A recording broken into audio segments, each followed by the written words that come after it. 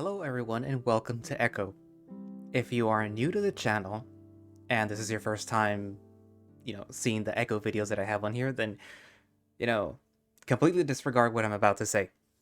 If you are not new and you've already seen what I uploaded for Echo, then I guess disregard this and the future episodes that I upload related to Echo. I'm only doing this for Carl and maybe Leo, but I'm going to replay their routes because it was pointed out to me, and I even knew this from like a while back, that those two routes along with the beginning were very, very low audio wise. So sometimes it would be like a mumbling or just speaking very, very, very low. But that's because I didn't really edit anything back then. But now that I am, it's kind of like I really should do that again. At least these two parts. And the two parts will be uploaded as I finish them. So I'm gonna go through Carl's route and I'm gonna edit the entire thing, and then I'm gonna upload it and replace what is already there. And then I'm gonna do Leo's route, I'm gonna edit, and then replace what's already there. So don't expect it to like come out all in one, like soon. Or it might, I don't know. I tend to overdo things a lot, so it might come out soon. Anyway, so without further ado, here is Echo. Again, well, for Carl and Leo's route.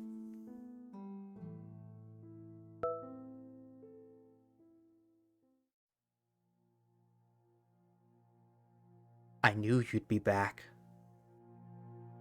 You all come back eventually. Why do you try to run away in the first place? It doesn't matter. Even though you're here, you're going to try and run again. Just stop. Because just like this town, you're only moving in circles. Saturday.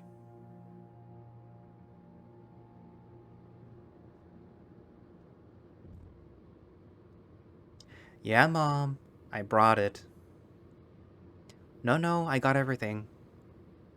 No, TJ's with us. We picked him up yesterday. No, I did call you yesterday. There was no answer. Fine. Yeah, I'll try more than once next time. So Of course they're clean. Listen, I'm driving right now, so...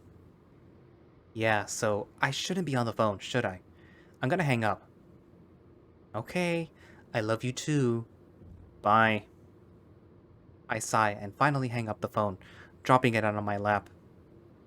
TJ next to me is in the passenger seat, stretches back and scratches behind his ear. Ah, that's so cute. It's been a while since I've seen your mom. How is she? I shrug. Fine, I think. She wouldn't tell me if she wasn't anyway.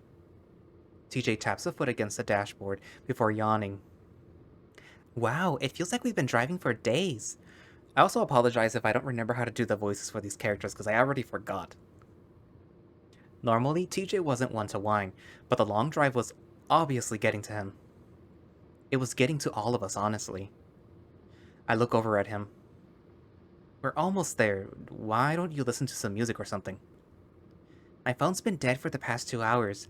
I didn't know it would take us 8 hours to get there. I sigh. Whether that dig was purposeful or not, I still feel a little embarrassed. I'll admit, I got us lost for a few hours. Route 93 is hard to find, even with a GPS. It's no wonder that Echo is in the state it's in. You should have brought a book. Those don't run out of batteries. I look up into the rearview mirror and see Jenna hold up a hefty book titled Cognition. TJ sighs. All of my books are on my phone. Why don't you listen to the radio? TJ starts to reach for the dial. Don't bother, all we'll get out here are Hicks stations. I have some music on my phone though. Do you have an aux cable, Chase? In this clunker? No. But like I said, we're almost there. Just having the three of us here is a little awkward, unbalanced. I wonder if completing our little group will bring back the old chemistry. Thinking about seeing Carl, Flynn, and Leo again makes my heart skip a beat. Take exit 127 onto Flint Road. I jerk back to the present and press on the brakes as I swerve onto the exit ramp. Whoa! Sorry. Chase, come on, pay a little attention. TJ adds a little giggle to lighten the chastisement, but my face gets hot anyway. Hey, me and Jenna went 3 hours out of our way to pick you up at CCU. You could have taken the bus. No, I'm grateful. I just rather this not be the place I die. We continue down Flint Road for about 15 minutes in silence while I avoid the ever-increasing number of potholes in the road. I think we're all a little nervous now that we're getting closer to our destination. Unsurprisingly, there isn't another car in sight. You guys excited? I look in my rearview mirror again and see that Jenna has put down her book, staring out the window. I actually haven't given a whole lot of thought as to how I feel about the whole thing. Personally, I would be nervous, but it'll be great to see everyone again. It's been way too long. I meant Echo. Are you excited to go back? Oh. I didn't really know how to answer that. Is excited the right word? It's sure as hell stressful. As long as we can go for a hike. I don't want to be sitting around in the motel all day. Well, it beats having the heat stroke in the desert. Are you seriously hiking the trail? Oh, come on. It'll be fun. At least I know Chase will come. TJ smiles at me, raising his brows. It's too hard to say no to such an eager face, at least right now. Yeah, of course. Anyway, it sounds like you only got the boys on your mind, Chase. Leo, maybe? Make a slight right onto Lake Emma Road. I ignore Jenna, pretending to be distracted with adjusting the GPS. A few more minutes of silence pass before Jenna speaks up again. So, this news that you're making, what is it about exactly? I swerve a little to avoid another pothole. A news packet. If you remember, there was that one crazy thing that happened here in the early 1900s. I read a little bit about it and it's pretty fucked up.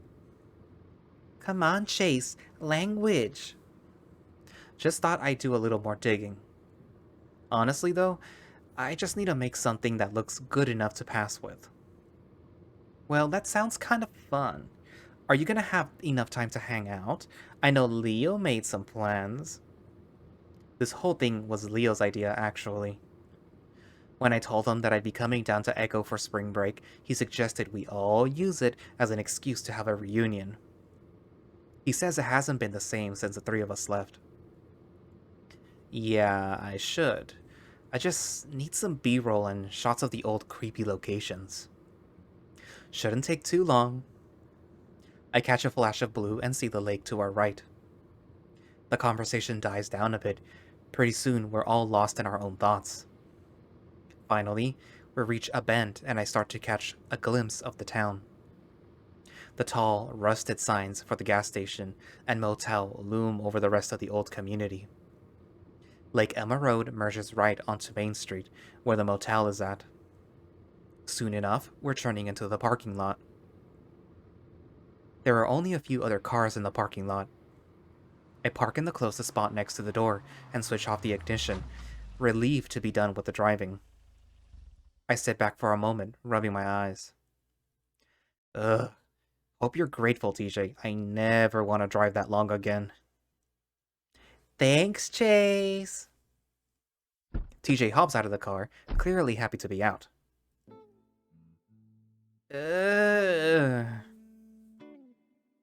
TJ puts his paws to his back and stretches out from toes to ear tufts, and I hear a few cracks. Gosh, It feels good to be out there. I smile as I follow him out and stretch as well, though less flamboyantly. It's good to see TJ reverting back to his old, cheerful self.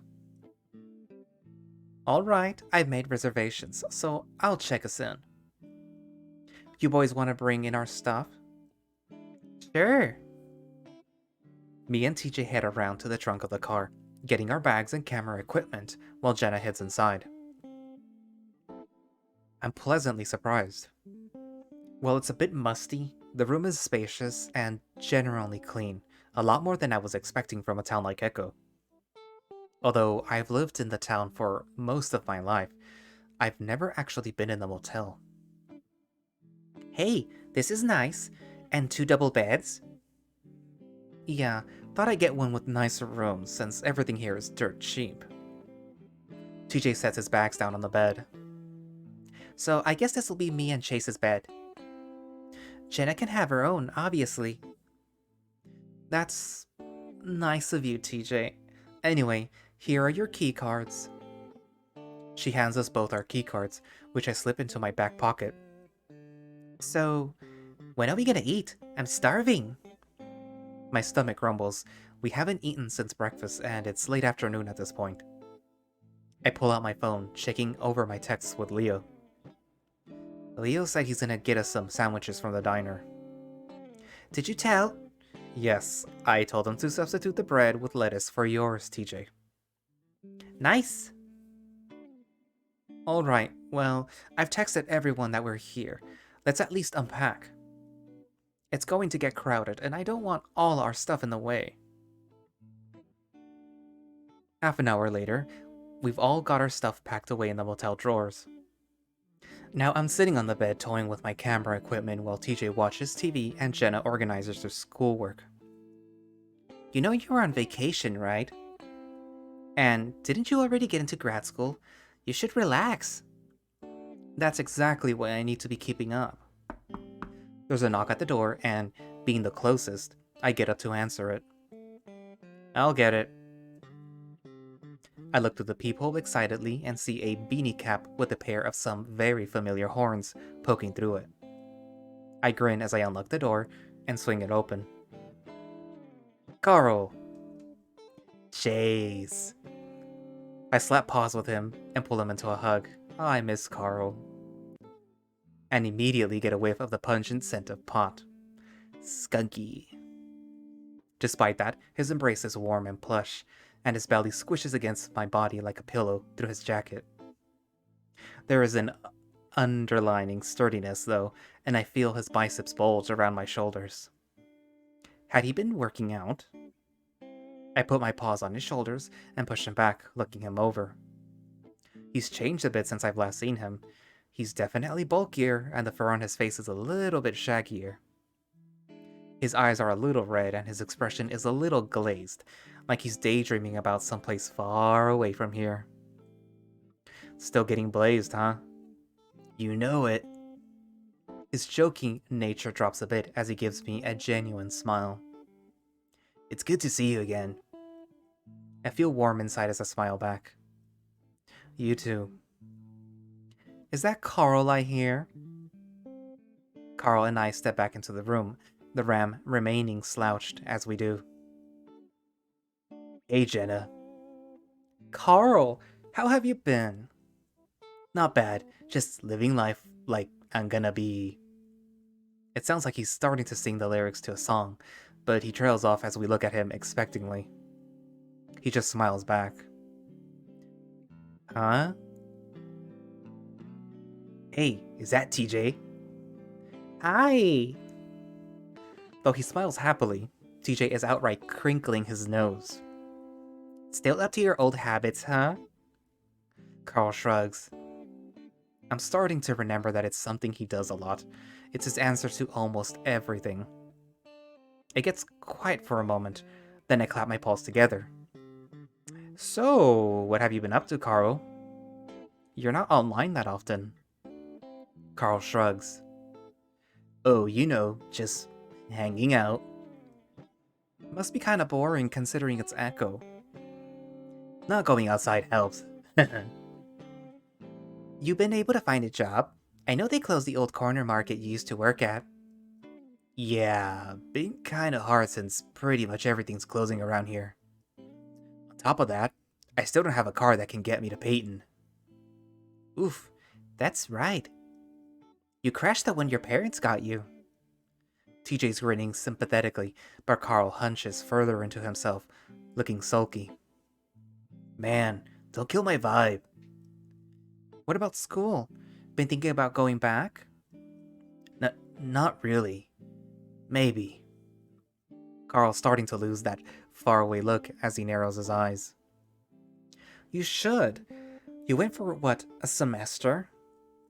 That's not really enough time to tell if you're really cut for college.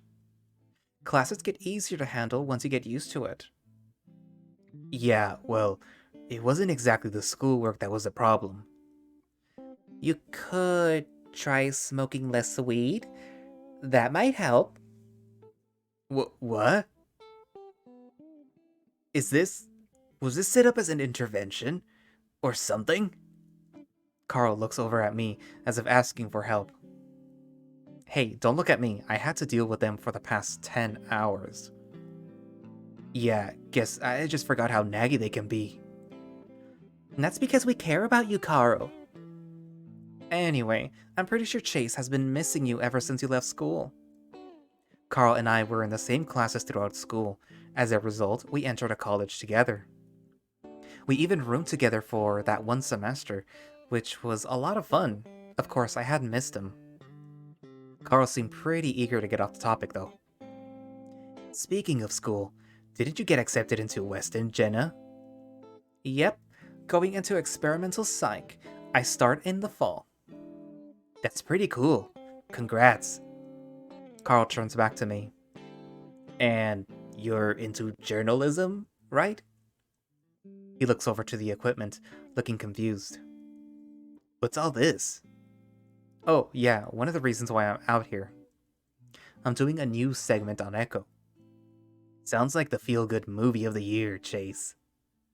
That's what you get out of the feel-good town of the century, Carl. Heh, yeah. Carl scratches his muzzle before turning to TJ. And you're doing... what exactly? Sports? Something? Bible Olympics? Athletic training, but yes, it's a Christian school. Carl gives a thumbs up. Super. So, we gonna eat? I'm hungry as hell. Hell is a little extreme there, Carl. Not even you can be that hungry. Hehehe. Sure. Where's Leo? He's bringing the sandwiches, right? He actually just texted me that he's here. He was picking up Flynn. So, we're all gonna be here? Just like old times? TJ almost looks like that little kid Lynx again, his ears twitching around with excitement. Ooh, there they are. I grip the bedspread and watch as Carl moves around the corner to open the door.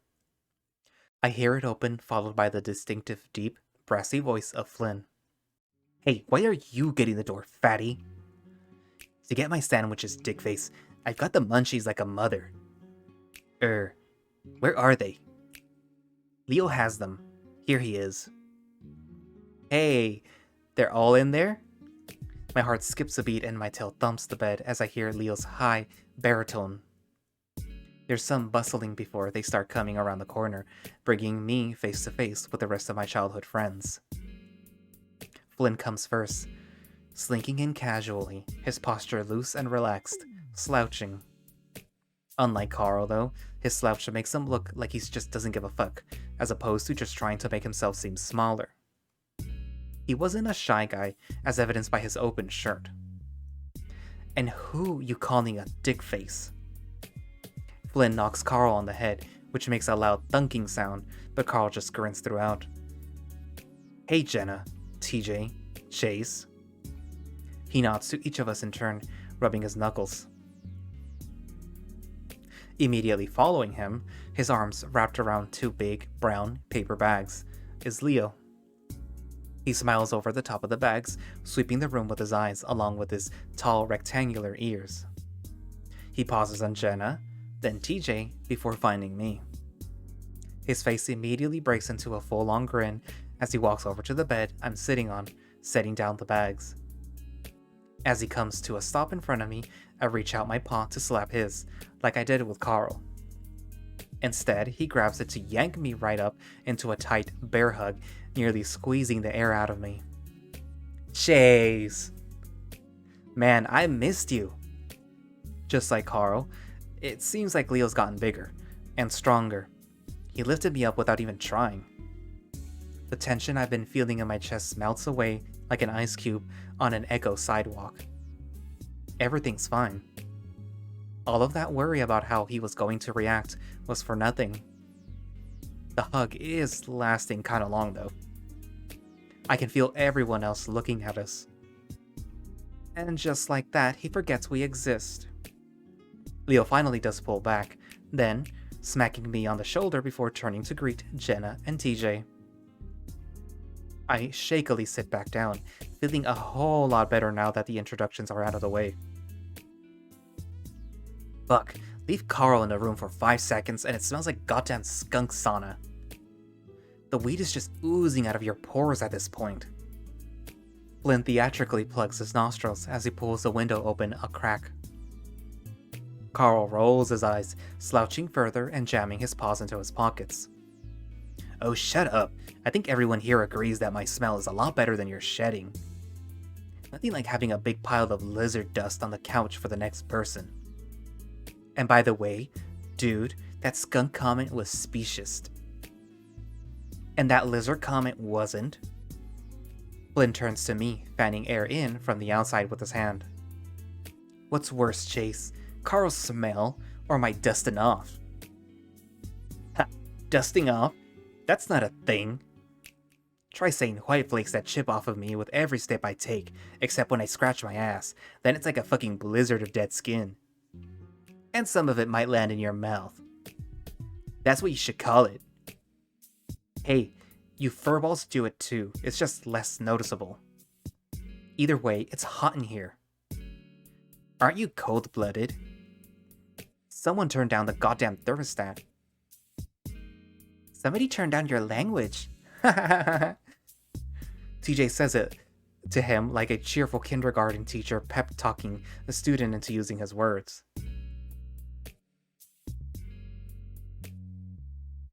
They stare at each other for about 5 seconds, Flynn's expression like a stone, while TJ slowly loses his smile. Well, Jesus butt-fucking Christ, I'll be sure to watch that. Flynn! TJ actually looks pretty upset, but Flynn just reaches out and yanks him into a chokehold, the much shorter lengths easily dwarfed by the lizard. Ah, shut up, you priss. I'm just kidding. TJ half-heartedly fights the hold. I guess TJ thought that he'd get some respect now that we're all adults. Hey, ow! You still said it! Normally, I might step in to help, but it's been a while since I've seen Flynn and TJ go at it. It's just too funny to stop. Look, no lighting. So much for your almighty oof! TJ jabs his elbow into Flynn's stomach, doubling the lizard over for a second. Huh? See, God works in mysterious— Whoa, ow!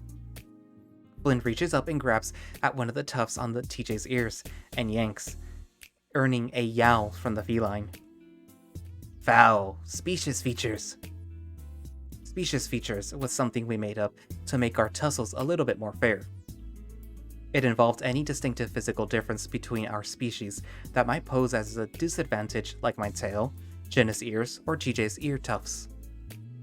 Carl was especially keen on it, being a ram. His horns were often used as a leverage against him. TJ, come and get your sandwich.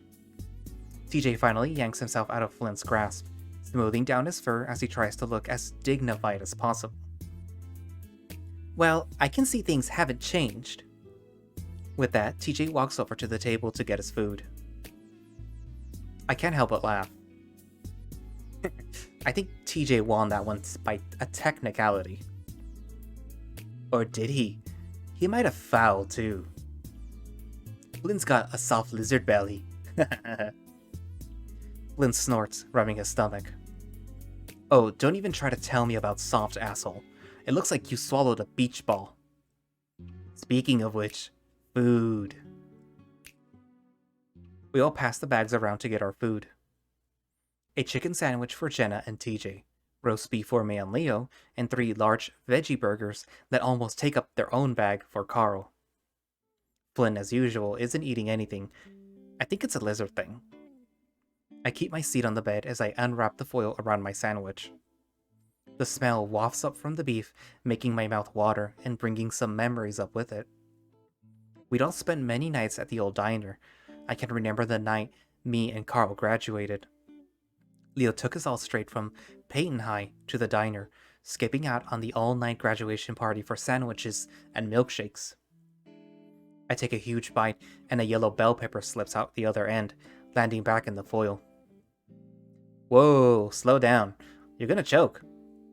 Suddenly, I'm almost falling over to the side as something heavy plants itself next to me on the bed.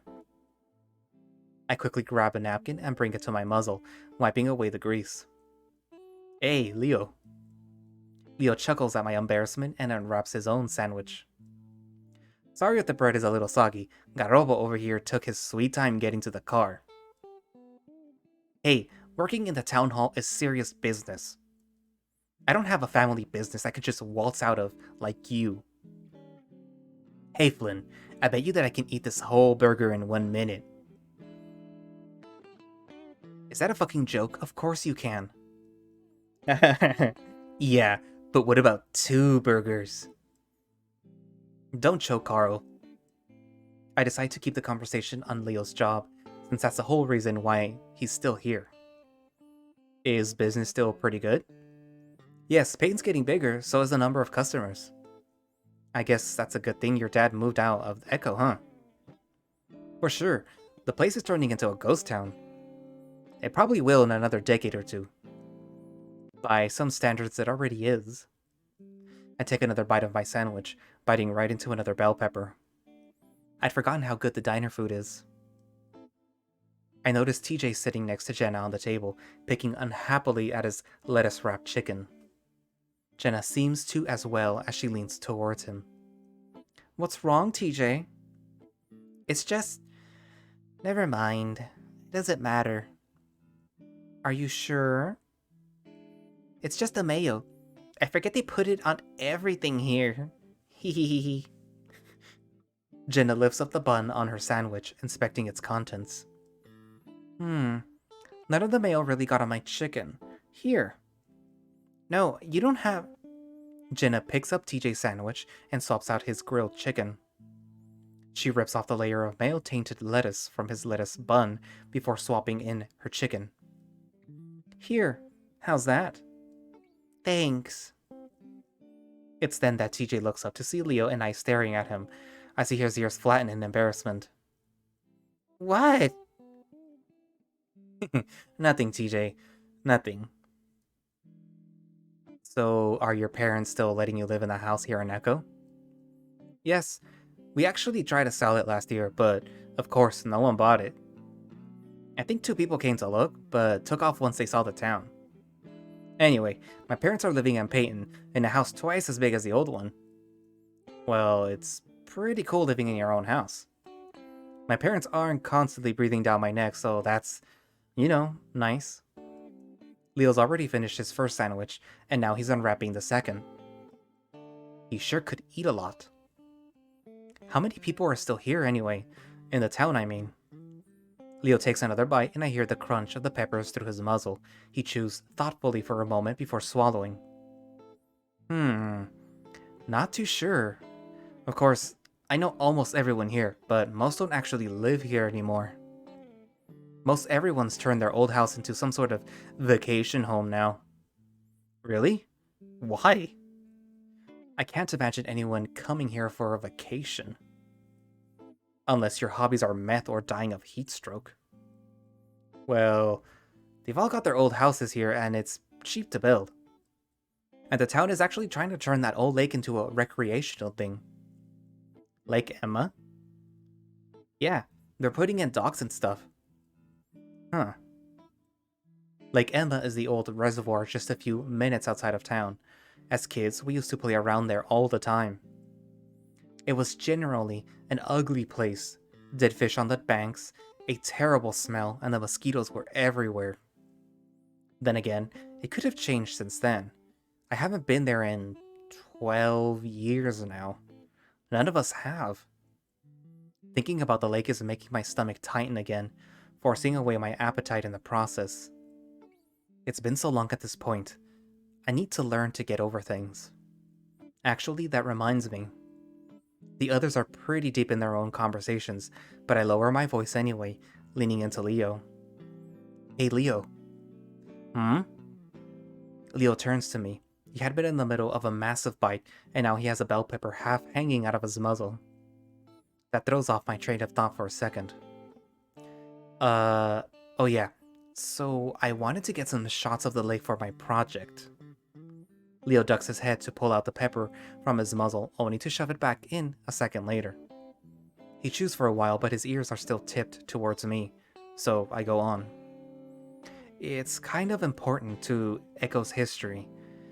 Anyway, you told me that on Monday everyone's free during lunch? I can tell by the set of Leo's ears that he knows where I'm going, and he's not too into the idea. I quickly go on. Of course, we don't have to, but it's been a long time, and if the town's making it look better, it could be fun. Listen, Chase.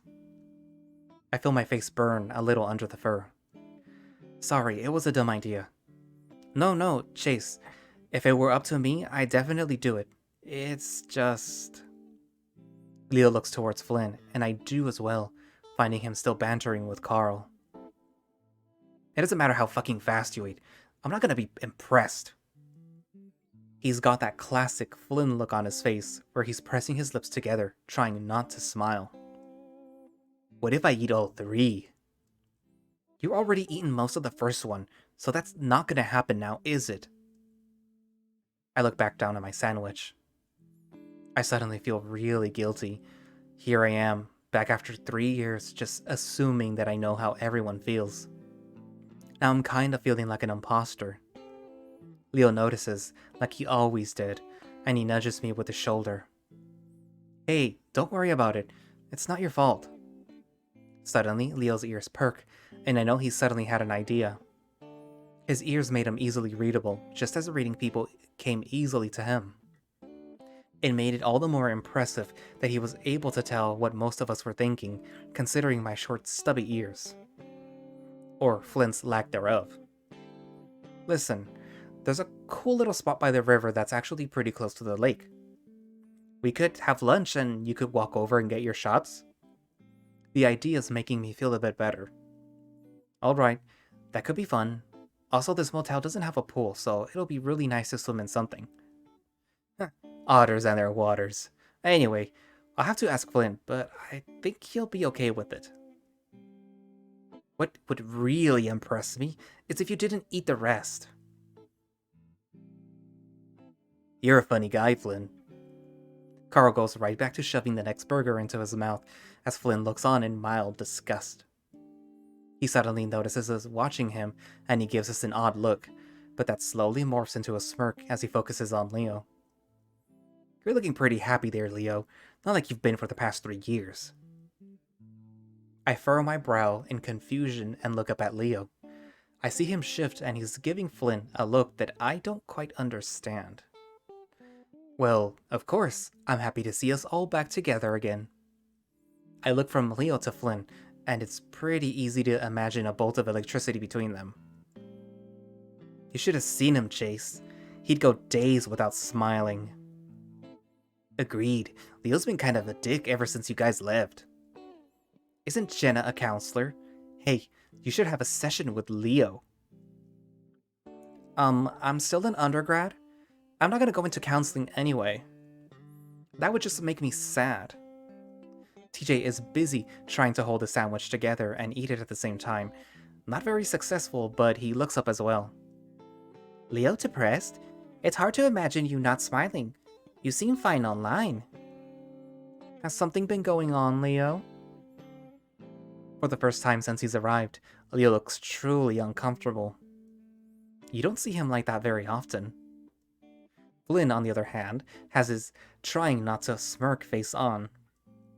What? I... Leo pauses, pinned down by everyone's eyes in the room. Then he takes a frustrated breath. Can't people be sad sometimes? Yes, things have been harder, but I'm fine. I think it's pretty clear that Flynn, Leo flicks his long muzzle at the lizard, is just trying to get some reactions. Sure, but I'm just saying, you're back to your old self. But seriously, it's great. Leo makes a snorting sound. I'm about to ask Leo what's so stressful when he lifts his paws up again to take a bite of his almost finished sandwich. I go quiet as I look at his paw. A silver anchor, tied around his wrist with leather. The word otter is stretched into the shank of the anchor. The name Chase is engraved into the stock. Why was he still... Chase! I jump as TJ's voice breaks through my trance, bouncing on the bed once I come down. Leo looks at me as the bed wobbles, an eyebrow raised. TJ puts a paw to his muzzle. Oops, sorry, you were just kind of staring off into space. Yeah, just thinking about stuff. What's up? We were just talking about the last game. Didn't you tell me that you saw the movie on the drive here? I really don't get you right now, TJ. The last game was the worst Lions Brigade movie.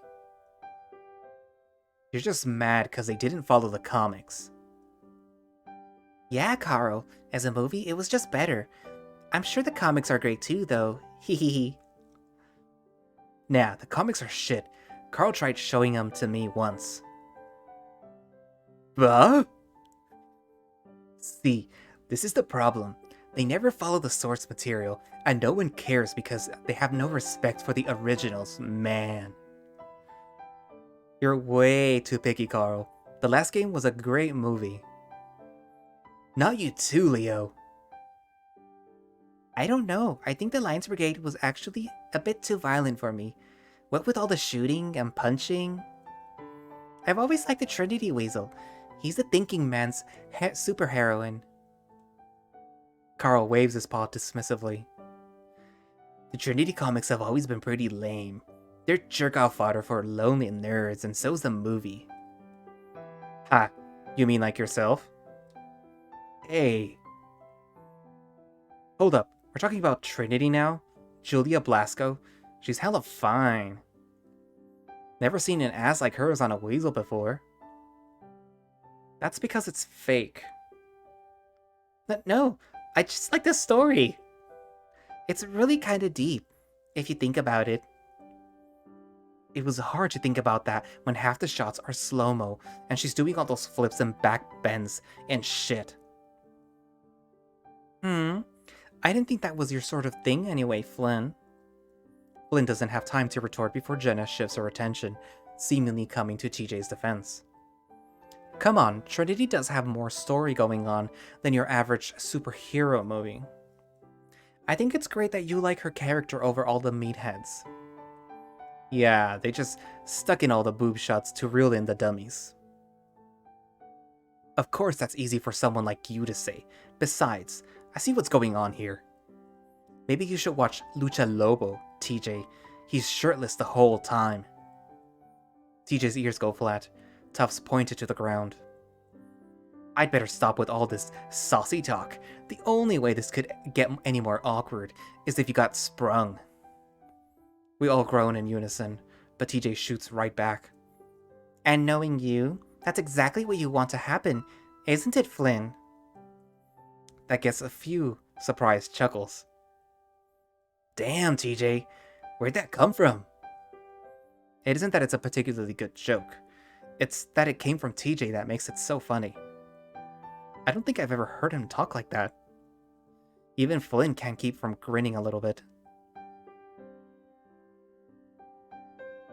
We talk late into the afternoon. At this point, all of my worries have disappeared, leaving a happy, warm feeling in its place. It seems silly that I've been so nervous earlier, In fact, I'm starting to look forward to the rest of the week. Alright, alright. Leo steps forward, indicating that we should all shut up. Now, we all need to remember that Chase is here to do his school project, so that comes first. But I did make a few other plans for things that we can do on his off time. I'm pretty sure all of us know that we're going to Southwest Adventures tomorrow, so I'll pick these two up.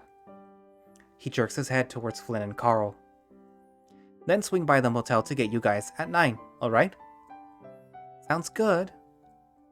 Then I was thinking about doing some stuff in Payton towards the end of the week, but we'll make those plans later. And between those times, we should find time to hang out as well. Make the most of this. Leo looks about done, but suddenly snaps his fingers as if remembering something. Oh yeah, Chase, I saw you had a camera. Think you could get a pic of us? It would be nice for all of us to have something that isn't camera phone quality. Oh, sure. I was messing with the self-timer earlier. Should be able to get it to work.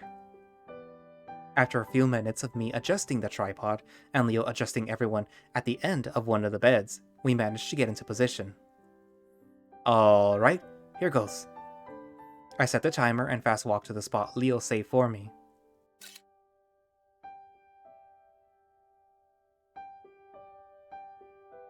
That's a nice picture. It's a pity for what's gonna happen eventually. For the next 2 hours, we watch a movie on TV, not really paying attention, mostly catching up with each other on how we'd been. It's good to be back, and it feels like we're all just picking up where we left off 3 years ago. It's really nice.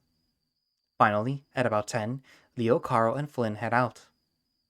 I spend the next 20 minutes tinkering with the equipment, making sure it's all in order for shooting the next day.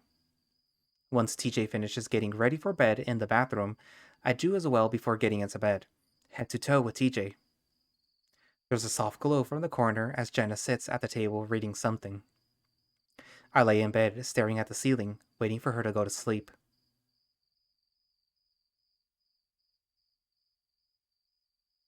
There's a chain attached to my ankle as I walk away from the lake, my legs and feet caked in mud.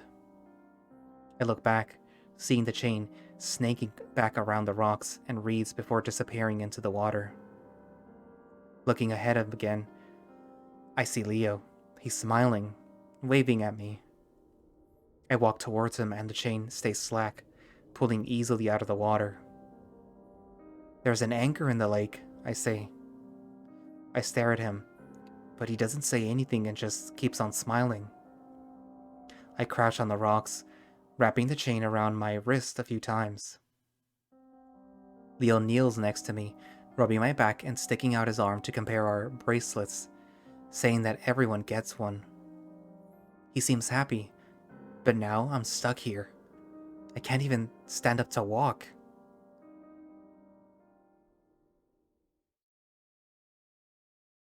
Sunday.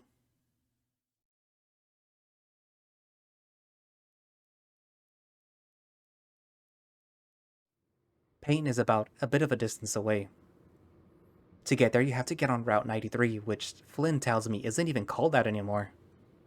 That would make sense considering how it was impossible to find on the GPS. Anyway, to get to the city, you have to merge from the remains of 93 onto I-40, which runs straight through the city of Payton. At about 15 minutes from Payton, we pull over at a rest stop which sits at a higher elevation than Echo. If you're looking into the right direction, it gives you a great view of the town.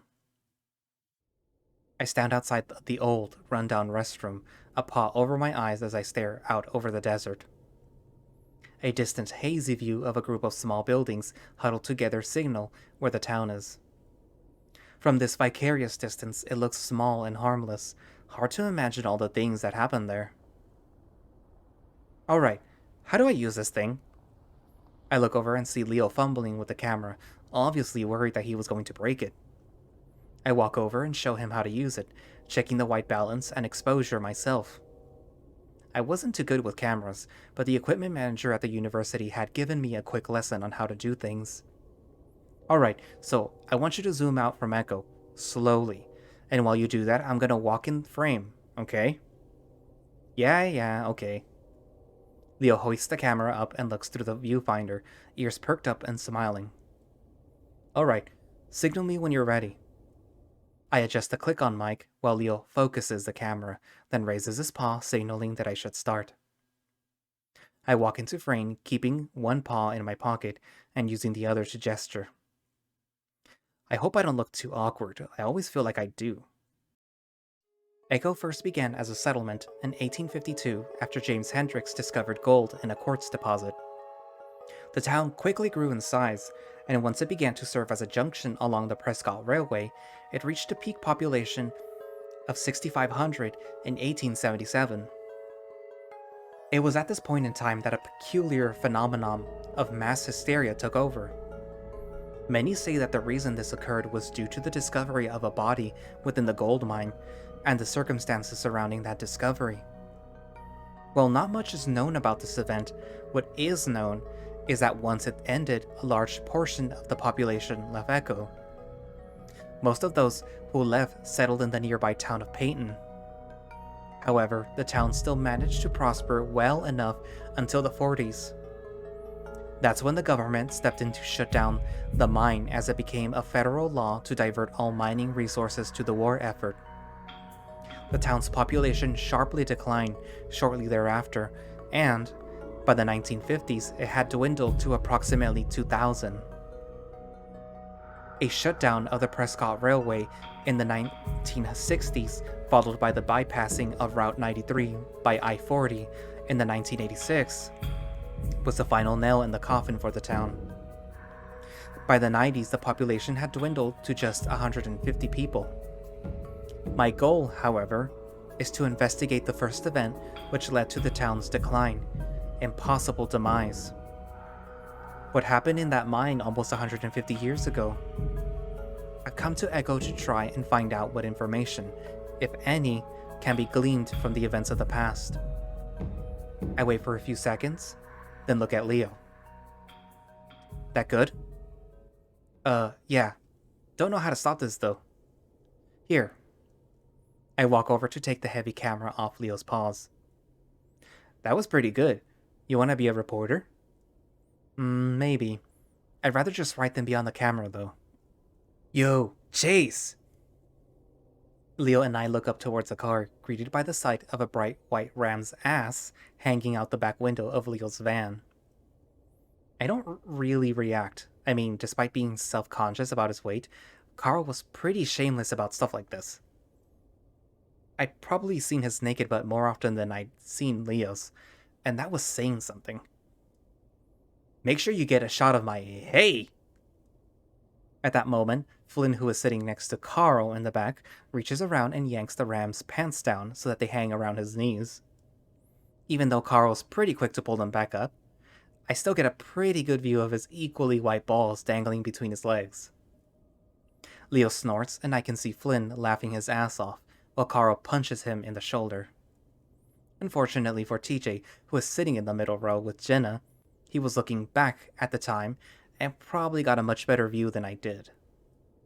Now he's facing forward, covering his face while Jenna sits next to him, reading a book, but looking uninterested. Nearly 21, and he's still doing that, huh? Yeah, it's a little more awkward without you three around, though. We head back to the car, and I grab the camera bag from the passenger seat to put the camera away. Hey, did you see my ass?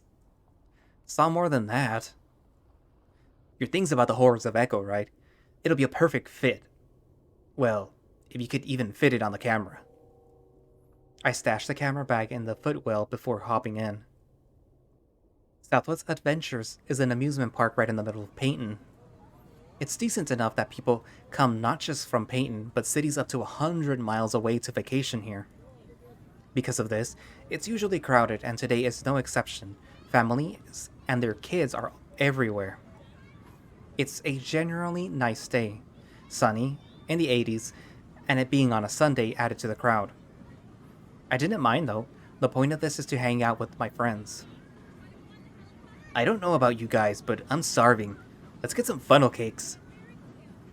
Jesus, Carl, we just got here. Hey, I didn't have any breakfast. You had breakfast all right, a blunt with a side of munchies. It's no problem, you can do that while I plan out what we're doing. Carl ambles off on his way to the funnel cake stand. I snagged one of the park maps from the entrance, and I hand that to Leo. Alright, so when my family comes here, we go clockwise to hit all the rides. That sounds like a plan. It's pretty crowded today, so we probably won't be able to do everything, but in this order, we'll at least be able to ride Event Horizon. You sure? The line is always so long for that ride. TJ's looking up towards a tall, spiraling, electric red steel roller coaster. It's definitely the most recognizable landmark in the park. You could see from almost anywhere in Peyton. Yep, fastest and tallest roller coaster in the West. I think it'll be worth it. Oh. TJ rubs his arms with one paw, the corner of his muzzle twitching a little bit. I had forgotten about that. He used to have a pretty pronounced mortar tick where the corner of his mouth would twitch up over and over again. It used to be a constant thing, but it stopped once we entered middle school. Guess it hadn't completely gone away. You alright, Tej? We could skip the big rides if you... Oh hell, TJ. You're a fucking adult now. No, it's fine. I'm fine. I just haven't been on a roller coaster in a while. TJ snaps his head back towards us. He's all tensed up, and the movement looks like a rubber band being snapped. I'm riding all the rides with you guys.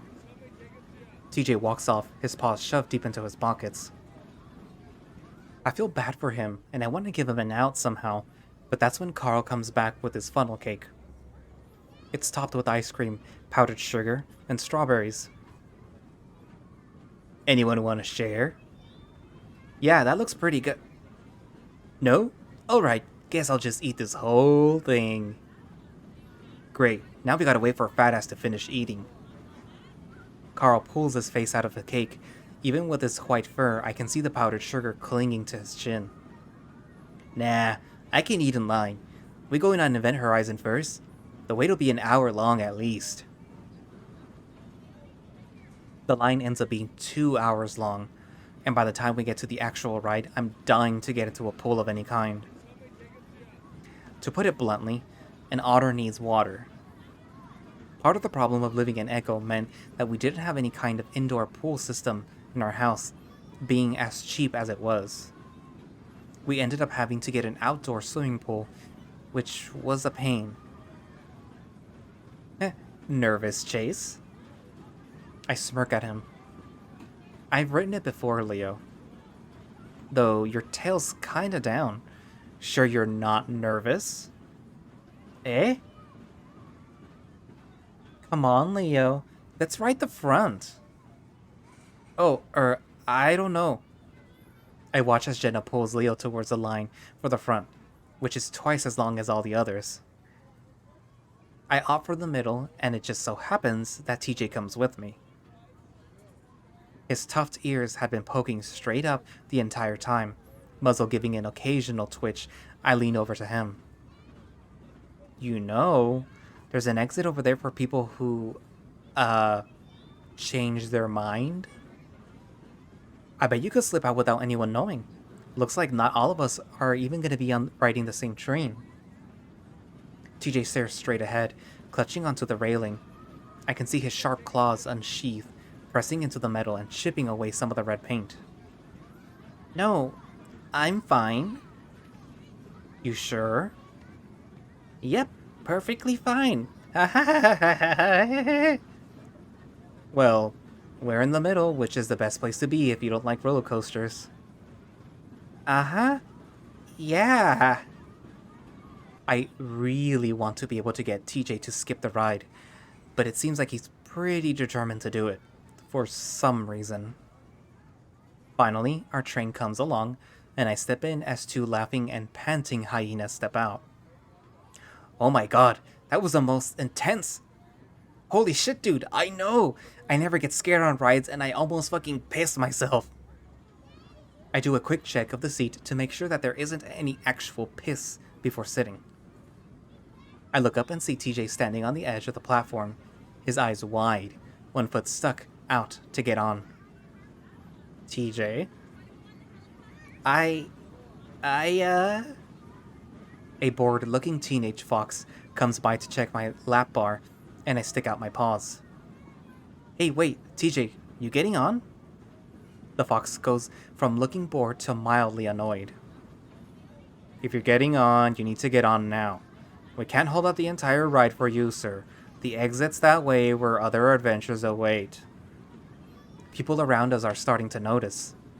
Unfortunately, Flynn, who is lined up with Carl towards the back, is paying very close attention, grinning like he knew this was going to happen. Aw, TJ too scared. Guess you're a pussy after all. You know, 'cause he's a cat. Shut up, Flynn. Hey TJ, when it gets real bad, just say to yourself, at least I'm not gonna die. Actually, a few people have. TJ! I yell up at him, and that seems to jar TJ out of his trance. He almost falls into the car as he stumbles into it, fumbling with the shoulder restraints before the fox attendant sighs and leans down to do it for him. I can see the red on the inside of TJ's ears as he blushes, and I feel my own ears burn a little from secondhand embarrassment. Now that it's too late, I realize that we shouldn't have started with this ride. We should have started with something smaller to build up his confidence. I'm jolted back as the train moves forward. Oh, gosh! TJ's paws lash out and latches onto my arm. Oh no, why am I doing this? I reach over to try and move his paw from my own and back onto the handle of his shoulder restraint. TJ, hold on to that. My arm. You're gonna... Chase, quiet! I pause, staring at the lynx. I'm really not used to hearing TJ yell. He's almost puffed out to twice his size. I just need some quiet right now, and... Ah! Our train begins its descent up the first hill, and I can feel TJ's claws pricking through my fur into the skin. He starts mumbling quietly to himself, his eyes closed. TJ, are you praying? He doesn't say anything, and soon, we've reached the apex of the climb. I give up on trying to move his paw and sit back, a little nervous myself. I really hope TJ doesn't completely lose it. I rinsed the blood off my arm in a dirty theme park bathroom. It wasn't as bad as I thought it could have been, though TJ just started crying when we hit the first inversion. He had scratched the shit out of my forearm, grabbing it with both paws once we started the descent. Unfortunately, Flynn and Carl were still on the platform when we rolled back onto the boarding station.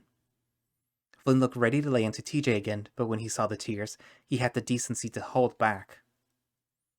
I helped the shaking lynx out of the car, and somehow we managed to stumble into the bathroom, where he quickly hid in a stall. I should have forced him out the exit.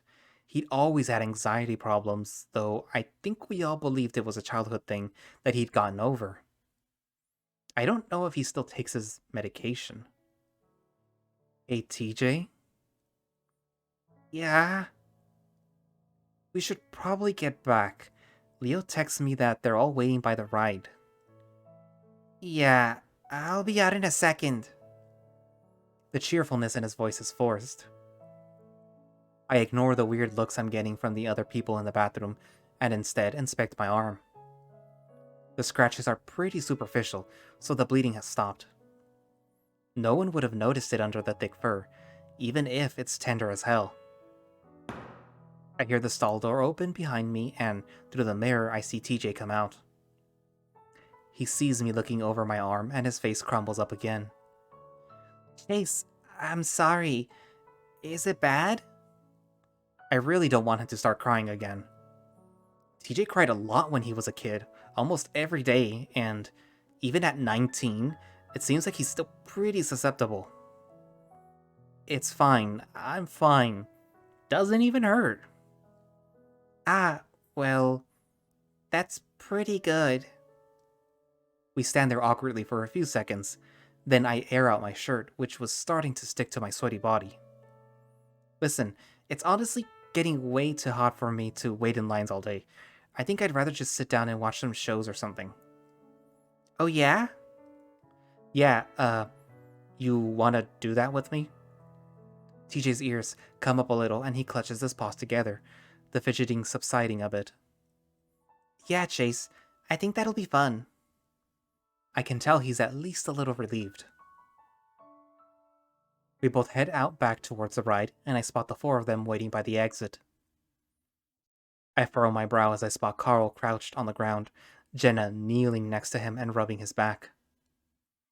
Hey, everything alright? Jenna looks up with a sympathetic smile on her face. Carl's not feeling too good. You wanna sit on a bench or something? If I move, I'm gonna... That's what you get for stuffing your face right before the ride. You think they sell ginger pills here? Or ginger ale, at least? A joint would be nice. There are some vendors over there. I'll go check. I'm actually kinda glad everyone's preoccupied with Carl right now. Take some of the heat off TJ. Let's move you to the bench. It'll be better if you're sitting down. Slowly, Jenna and Leo lift Carl up, and now I can see from his face that he really is ill. To the average person, our little outing might already seem like a disaster, but this is perfectly typical for us. Nothing ever went according to plan. We sit Carl down at a bench, and he bends over, his face in his hands as he moans softly. Urgh. TJ comes back with a medium-sized cup in his paws. He sits next to Carl. No ginger ale, but they did have some lime soda. Carl takes it and sips a bit of it before sitting back and belching. Ugh. Fuck it. I'm done, guys. What? What are you gonna do all day? Sit there? Actually, me and Chase are gonna go see some of the shows. You can come with us. Ugh. Guys, we were doing this to hang out with each other, remember? Aw, leave him. We're wasting time. Flynn turns and walks off, his hands shoved in his pockets, hunched like a stone gargoyle. He definitely looked the part, being a lizard. Damn, that was probably a bit specious. Well, we all have our phones. Text us, alright? Sure. Jenna turns and follows Flynn, but Leo hesitates a moment. He looks at me before eventually turning to follow Flynn and Jenna. 5 minutes later, Carl's stomach settles to the point where he's able to get up and walk. At this point, I'm completely wiped out, and I just want to sit down. I point out the first stage we see, and they agree. I sigh gratefully when I sit down. You look tired as shit. I crack an eye open to see Carl giving me a sidelong glance. I don't sleep very well in the motel beds. I actually woke up at around 2? You were gone. Now TJ's looking at me too, and I feel my gut clench for a second. Yeah, I tried to go for a walk down the street. Hoped it would help me get tired. Well, if that happens again, you can just walk over to my house. I'm up like 3 every night. Wow, why? Carl shrugs, leaning back and sticking his hooves up against the chair in front of him, earning him a dirty glance from its occupier. Games mostly. Sometimes I read. Carl rubs his chin, opening his muzzle, closing it, then opening it again. You know, it would be pretty cool if you spent the night one of these days. That house can be pretty creepy as hell when you're the only one in it. You're alone? Yeah, parents are vacationing in regal paradise, having a bloody good time, they tell me. Carl tries to put an accent, but doesn't do a very good job of it. Oh, did you want to go with them? Carl blows a raspberry, laughing. Heh, not really. Mom told me right away that weed isn't legal there either, so I took that as them not wanting me to come along. Oh. They did say that the chocolate there is real, whatever that means, and that they'd bring me some. Guess I'm not enough of a fat ass yet. Come on, Carl. But dude, I'm getting there. Soon, all you'll have to do is stand in front of the mirror, block out my face, and jerk it to my moves.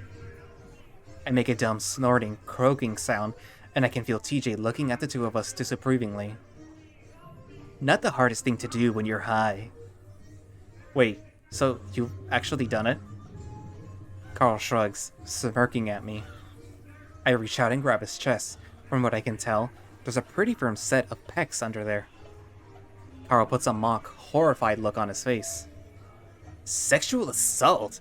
He touched my breasts. Oh, whatever, Carl. They're harder than mine. So, now we're teenage girls in the locker room comparing racks? Hey, you're the one that brought up tits. You know what? I can see it. Yeah. You're the hot preppy one everyone likes. I'm the big fat chick you're all nice to, but call Big Thunder Mountain behind her back. And TJ hadn't been paying attention, distracted with watching some of the dancers come on stage. He looks innocently at us. Huh? You're the cute, naive Christian chick that only takes it at the butt so as to stay a virgin. What? Let me feel your boobs. I want to compare. What in the world are you No! Small, but perky. After a few seconds of tussling, and Carl getting smacked in the nose by TJ, somebody shushes us from behind, and we're forced into silence. The show starts off with a bunch of mice having a weird sort of hoedown. TJ is really into it, and actually starts clapping along. I smile. TJ could definitely be kind of cute sometimes. Carl just rubs his nose and leans back, watching with a smirk, as if the whole thing is a joke to him. At this point, my eyelids were feeling really heavy. At most, I'd gotten maybe 4 hours of sleep last night. I think about leaning my head back, but the backs of the seats are pretty low and I'd just end up with my head hanging over the back. Leaning forward would just be impossible. I could lean on one of my friends. I don't think they'd mind. Lean on Carl because he's soft and plushy. Carl is definitely the better choice. Bigger and probably softer, he'd make a nice pillow. Or a stuffed animal plush.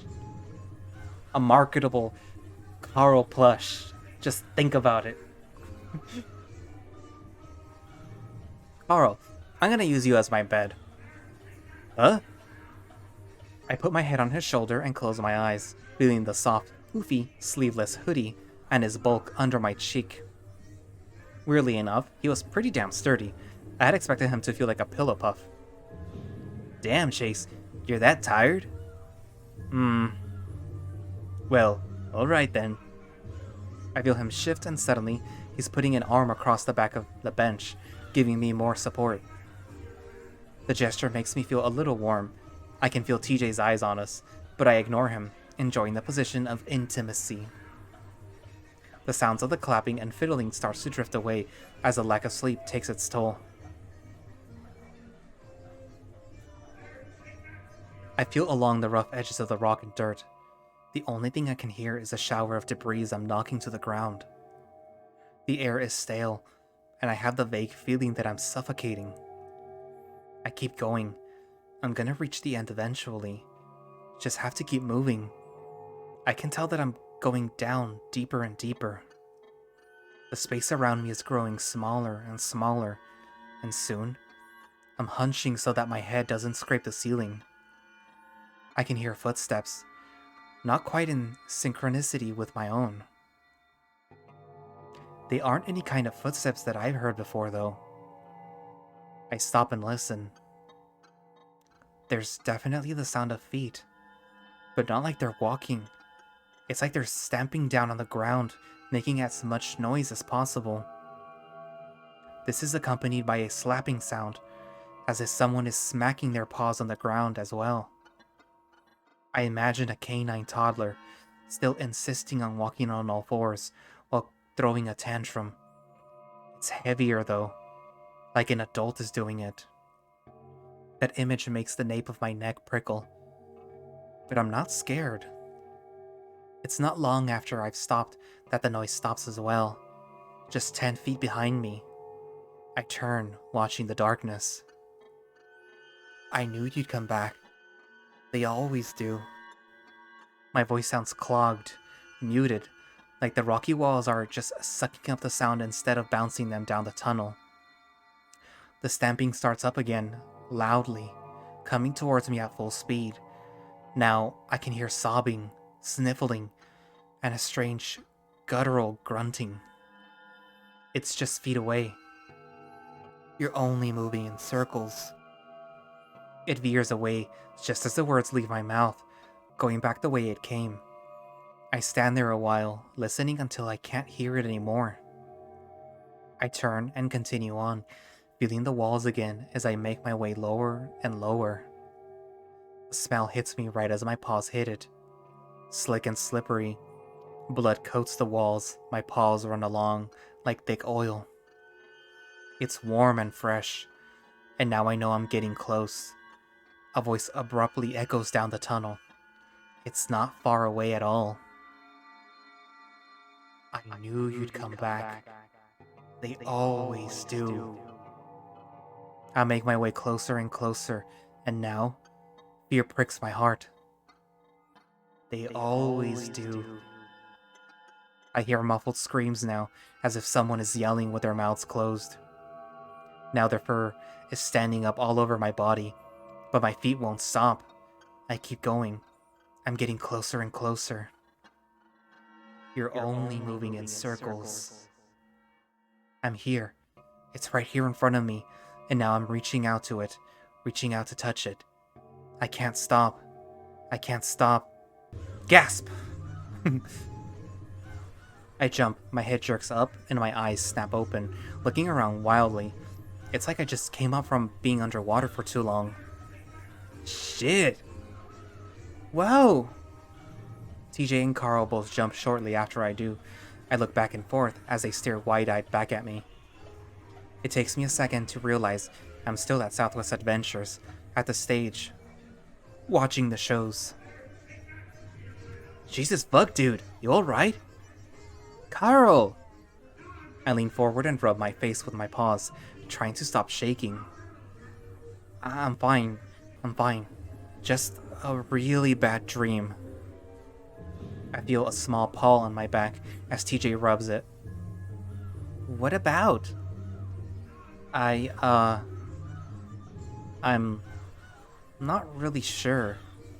Just in a really dark place, and some things were in there. Huh. That just sounds pretty creepy. What kind of things? I think for a minute. The weird crawling thing, the screaming thing. I pull my head up, looking towards the stage, which is empty right now. It doesn't matter. It was just a dream. Hey, what happened to the show? Carl chuckles next to me, leaning back again. You missed them, dude. We've seen like 3 shows. Yeah, they even had a segment with otters doing water tricks. We thought about waking you up for it, but you were in a really deep sleep. That's too bad. I always love seeing my people laughed at for the swimming clowns they are. How long has it been? Carl checks his phone, which he already has out. Been about 3 hours. Could probably get some lunch now. Damn, I've been out for a while. I'm surprised I hadn't at least woken up a few times considering the uncomfortable position I'd been in. I guess you feel better then? Yeah, been feeling better for the past 2 hours. Now I'm hungry. It's already 2 p.m. and I'm composed myself for the most part, so I take out my phone to text Leo. We're kinda hungry. We should meet back up. He gets back to me pretty quick. Okay, mostly done with our rides anyway. Meet at food court. We meet Flynn at the table in the food court, where he's already brought some pizza. Carl immediately sits down and pries open the box, taking out a few slices. Of course. You guys had fun. It was alright. Watched a few shows about our state's species history. Chase took a nap. Flynn eyes TJ, who doesn't say anything, as he sits to take out his own slice of pizza, a bit more daintily than Carl had. Feeling better, TJ? Yeah, I'm fine. TJ nibbles on his slice of cheese pizza. Yeah, well, the pizza here is hell of a lot scarier than any of the rides, so you're braver than I am. Where's Leo and Jenna? Flynn rolls his eyes and nods towards a row of carnival games to the right of the court. Fighting. They've been playing those games for a fucking half hour already. I'm not surprised. I grab my own slice of pizza and a napkin and make my way over there. Keeping with the theme of the Old West, the carnival section of the park is decked out with fake saloons and brothels. I spot them pretty quick. Leo's holding a pink unicorn and Jenna's carrying a green dragon. They seem to be in pretty good spirits, though Leo's grin is a little tight. Looks like a pretty successful haul, you guys. Hey, Chase. Jenna's grinning, looking a little smug as always. You guys finished? We're eating now. Leo shifts his giant unicorn around. Yeah, we're pretty much done, I think. Damn, Leo, you must have won something pretty hard to get that. Yeah, that was me. I look over at the green dragon Jenna's holding. But what about that? Yeah, I won this too.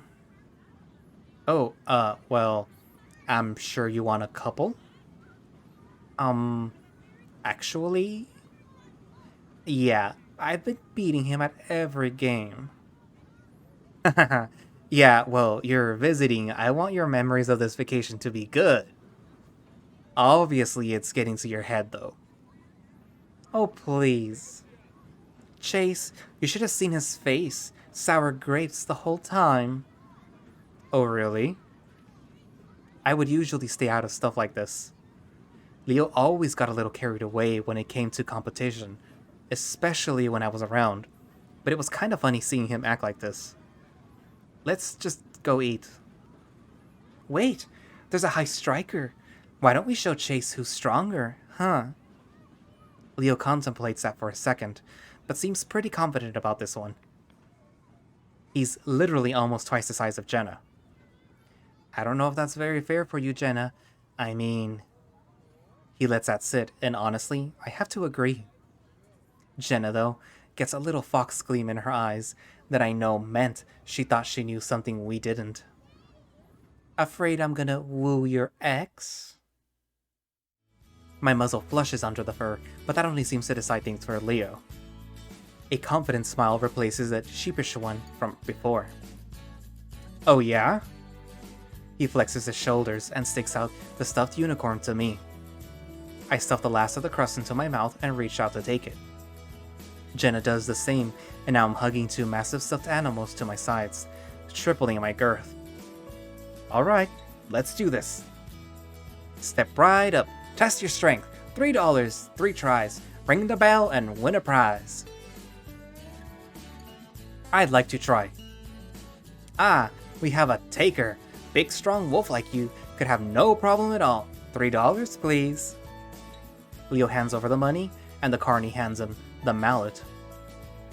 Leo points it at me with a grin. This one's for you, Shula. My heart skips a beat. He hasn't called me that in a while. But I decide to play along.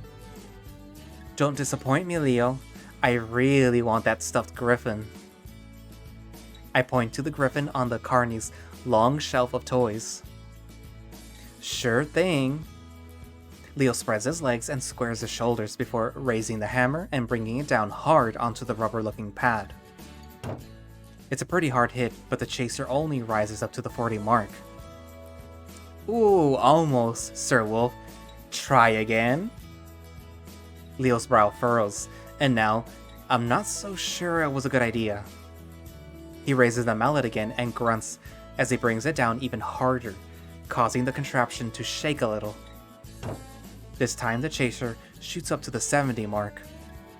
Even better! This time put your back into it! I can hear Leo growl a little as he raises the mallet a final time and brings it down with a snarl, all the muscles in his arms standing out. I'm pretty sure I feel the ground shake this time as the impact causes more than a few heads to turn. This time, the chaser only goes up to the 60 mark. Leo gapes at the game. So close! $40 more will get you 3 more tries. Would you like to try again? Nope. My turn. Jenna already has her money ready and hands it to the carny. Oh ho! A little battle between the sexes, eh? Well, step right up, my fair fox maiden. How will you fare against the big bad wolf? Leo reluctantly hands the mallet to Jenna. Alright, beat 70. Jenna points the mallet to me, winking. Don't worry, Chase. I'll get that griffin for you. Leo snorts loudly, folding his arms and looking pretty annoyed. Good luck. I was hitting that thing as hard as... Before he can finish, Jenna raises the mallet into the air and puts it into a graceful swing. It's as if she were chopping wood as she brings it down hard into the rubber pad. It lands precisely and cleanly, in a sharp contrast with Leo's sloppy hits. I stare, Leo stares, the carny stares. Jenna simply raises her paws into the air. Yay! A few onlookers around us laugh and cheer. Oh my, the fair fox has won. Come over and pick your prize. He glances at Leo. Sorry, buddy. The carny shoots a sympathetic, but almost amused smile Leo's way before turning to the onlookers. See that? A female fox half the size of the male wolf has rung the bell. Could one of you be next? Leo looks mortified, but quickly changes his expression to a sheepish grin. He doesn't seem to want to look at me. Good job, Jenna. Jenna bounds back to us, carrying the big stuffed griffin. Give those ones to Leo, so I can give you this. I hand off the stuffed toys to Leo, who grumbles a bit as he takes them. Damn thing's rigged. Jenna hands me the griffin. Thanks, Jenna. That was really... She leans over and pecks me on the cheek. I see Leo's eyes widen as she does, his ears standing straight up. Aw, it was nothing. Leo stands there for a few more seconds, working his jaw. Awesome! He turns away and leaves, his arms still wrapped around the giant stuffed toys. Jenna starts laughing. Jenna? Oh hush, he'll get over it. He's just so damn fun to tease. I have to agree, but not when I'm being used to do the teasing. He's still really sensitive about the whole thing. You guys talked it over, didn't you? Anyway, aren't you gay? I take a deep breath. Yes, I personally am gay. Chase is bi. But he's gay. Yeah. See? He's got nothing to worry about. I'm not in the mood to go into the depth about my sexuality. Saying anything else confuses people. I sigh and rub my eyes with a paw, still a little tired. Hey, don't tell Leo that I work at the state fair every year. Wasn't planning on it. The rest of the day is pretty relaxing. We ride a few more of the mellow rides. Leo seems to have cheered up when I volunteered to sit next to him on the Ferris wheel. TJ even built up the courage to the point where he rode the swinging ship. Flynn and Carl rode the slingshot ride together, and with the video feed from the ground, I think it's the first time I've ever seen Flynn scared. Carl did end up barfing after that one. By about 6 p.m., everyone's tired enough that we agreed to head back. I'm still exhausted, so I sleep for the half hour it takes to get back to the motel. When we do get back, I notice how good the sun looks right now. With a sigh, I remind myself that I'm here to actually get a project done, not just play around. As everyone sits at the motel, I let them know that I'm about to shoot some B-roll, gathering up my equipment and heading out into the heat. Dragging it outside, I set it up, sweating even under the evening light. Even this late in the day, the heat was pissing me off. For some reason, it's a lot cooler in Pueblo. My mind drifts back to the many days of summer under the blazing sun, the temperature rarely dipping below 100. I'm amazed poor TJ never had a heat stroke. When I put my eye to the viewfinder, I'm a bit disappointed at how broken down the town looks, even with the amazing backdrop. What a dump. I'll say... It's then that I hear footsteps and talking behind me. I pause my recording and turn around. How's the filming? It's alright, kinda ran out of sun, but it's okay. Echo looks like crap no matter what kind of light you shoot it in. Do you really need us to keep quiet? Nah, I'm just gonna shoot B-roll. Was about to come back in.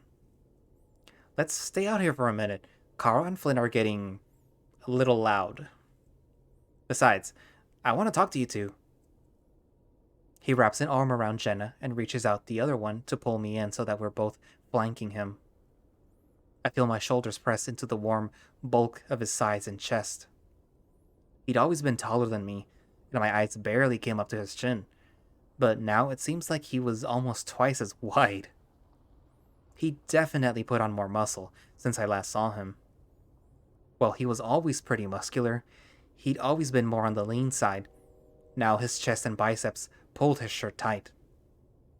It felt nice, though, like something very sturdy wrapped in velvet. I suppose it was a mixture of adding on both muscle and fat. I'm at least happy to see he's gotten over his little defeat to Jenna. Look at us, the OG crew. Leo's strong voice vibrates from his body into mine. The effect is tranquilizing and I feel myself relax. Together again. The only thing I miss about this town. Leo is referring to the fact that he, Jenna, and I were the original 3 in our group of the 6 to become friends. Later, we would add TJ, then Carl, and finally Flynn and Sydney. Leo had really been the one to unite us all. I remember when you first got here, everyone was afraid of you. I remember when I first got here, I found a bunch of gringos who wouldn't even talk to each other. We all went to the same school in Peyton and had our different friends there. When Leo moved in, he thought it was strange that the kids in Echo didn't hang out together. As I entered middle school and high school, I cycled through a ton of different friends, but the ones in Echo always stayed the same. Remember when we'd always have sleepovers at Chase's place? Of course, I'd kick your ass at Claws of Fury all the time. I remember, I used to think you guys were the only friends with me for my video games. Many times I'd fallen asleep to the flickering of the old CRT television set, watching the outlines of Jenna and Leo twist side by side as they played. I would wake up hours later only to find them still playing. It was weird. Jenna and Leo got along really well, but there was a bit of a competitive streak between the two of them. Actually, it's one of the few things that gets Leo genuinely angry. I think he even broke one of my controllers once. How long has it been since we first met? Well, when did you move in? I think it was in the 2000s. So take 2015 and subtract 2000. What does that leave you with, Leo? Leo looks sideways at me and smirks. There's a flash of a white canine as it appears from under his lip for a moment. You think yourself a real hotshot now that you're in college, eh? I smirk back, though I know my canines aren't as impressive. Pretty much, yeah. Well, you'll always be those little brats to me. I feel Leo's wagging tail swat me in the butt. I'm not really sure how I feel about that. Speaking of which, are you two getting along over there? Jenna looks at me around Leo's broad chest. Yeah, sort of. Yeah, we haven't had many chances to hang out. Eh? Why not? Well, it's college. It's also a pretty large university. I don't even think we've seen each other in passing. Yeah, things are different. But Jenna, we should do something together soon, before you graduate. Definitely. Leo still looks a little disappointed that me and Jenna aren't keeping up at the university, but I don't know why. She had her friends, I had mine, and we did talk sometimes. Jenna nudges into Leo, causing us all to sway. And speaking of that, when are you going back to Mesa? Mesa is the community college in Peyton. Leo went there for a few semesters before taking a break. And by break, I mean he quit. We'll see. I'll have to talk to my parents. It's just starting to get real busy. Why don't you hire more people? You know, you would have graduated by now. You would have had your master's by now. Leo sighs. It's about committing to the family business, not the help he needs. Jenna rolls her eyes, blowing out some air and ruffling the tuft of fur on her head. Wolves and their families. You should try thinking about speaking for yourself sometime. If I hadn't done that, I'd still be stuck in that crack house. Jenna flicks her nose vaguely in the direction where she used to live. Jenna is the only one, aside from Carl, who has family still living in Echo. I wonder if she's gonna visit them, even though I'm pretty sure I already know the answer to that. I see Leo tighten his arm around her shoulder, but she goes on without missing a beat. And you can start with our otter here. I look up, caught unawares. Uh-huh? What? Jenna. I'm serious. Jenna puts her paw up into Leo's face, cutting him off. I am not going to spend the entire week with you asking me when or how you should do it. Let's rip off the band-aid now. Chase? Jenna? There's a warning tone in Leo's voice as he pins back his ears and drops his arms from our shoulders. I already know what's happening. It's been a long time coming. I take a step back and fold my arms, looking to the side. Chase, Leo has something to say to you. And yes, it's about that. Now I'm gonna head back in and make sure Carl doesn't light up in the bathroom. Jenna! His tone changes to exasperation as Jenna turns on her heel and leaves. Judging by the curl in her tail, I can tell that she's pretty satisfied with what she's just done. I return my attention to the road. I couldn't really bring myself to look at him right now. We both stand there for a minute, 3 feet apart.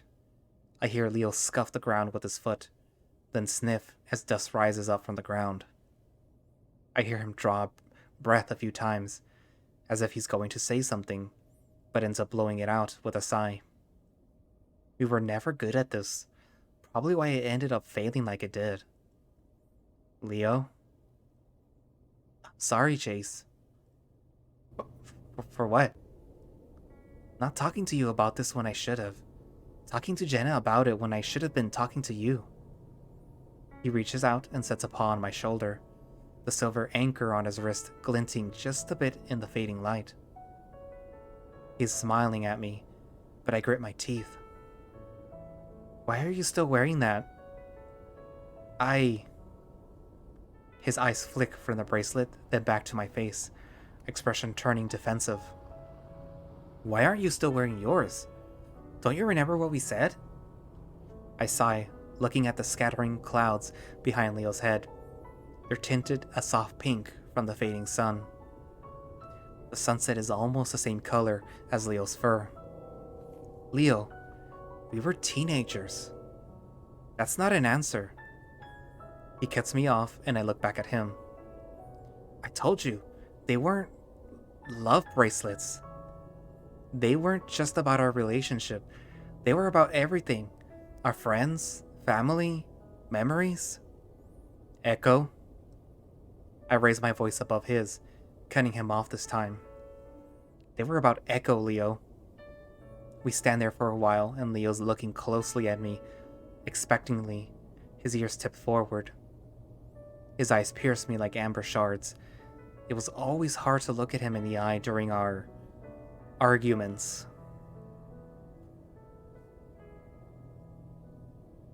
What, do I have to say it? Alright, fine. I fucking hate this place. Everything about it. It's the most miserable goddamn place I've ever been. How many places have you been? Enough to know that it's miserable. Most everyone here is old, obese, on welfare. Half of them are probably on meth. Leo pulls in a deep breath and blows it out over my head. I can smell the bell peppers on his breath. No one likes it here, Chase. I mean, it was an anchor. I'm half laughing. Just looking at it made me feel like I was still tied to this town. I didn't need it reminding me of all that awful stuff. I know it was supposed to symbolize our being each other's rocks or whatever, but it stands for a lot more than that. But a lot of good things happen here too. No one should forget where they come from. Sometimes, I wish I could. At this point, Leo's deflated a bit, going into a slouch, his ears lowered. Wait, you said was. You didn't get rid. No, I still have it. It's just in a drawer in my dorm room. Honestly, if it was anything else, like one of those infinity bracelets we saw, I wouldn't have trouble wearing it. Well, fuck. Why didn't you say anything when we were buying them? I didn't know it was gonna be a problem. Leo takes a deep breath again before blowing it out, puffing out his cheeks this time. Puchica otter. He puts a paw to his eyes and holds it there for a few seconds. It's a pose I'm pretty familiar with. Even though I haven't seen it in a few years, I'm hit with a wave of memories, mostly of me frustrating or embarrassing Leo somehow. We decided on the anchors mostly because they looked pretty. Leo had referenced some wolf metaphor about roots and how we're always drawn back to them. Also some bullshit about how otters were great sailors, but really, it was just about the aesthetics. For some reason, over the years, I'd begun to associate the anchor with being stuck in Echo. It was when I started connecting the anchor to Sydney that I'd taken it off. It was too much. Anyway, Leo brings me back to the present, and I focus back on him. What I was trying to say was that I'm still not okay with how you left. Leo, I said I was sorry. I still am. Or how you stopped talking to me for a while. Okay, I was a kid. I thought it was a good tactic. Like Jenna said, rip off the band-aid, you know? We did start talking again. It was more like you punched me in the gut, than kicking me in the balls. The problem was that you didn't even give me a chance to say anything, or at least tell me why before you broke it off. I stay silent for a while, then finally look up, setting my jaw. Like I said, I was young and dumb. I didn't know how to handle it. I can keep apologizing, or we can move on and make the most of this. We only have 1 week and I want to have fun. Leo looks to the side, paws on his hips, as if contemplating, then looks back at me with a smile. Alright, fine, but don't think you're off the hook. I still want to talk soon. Soon, just not right now. I stand there awkwardly for a few moments. Then, because it feels appropriate, I step in to give him a hug.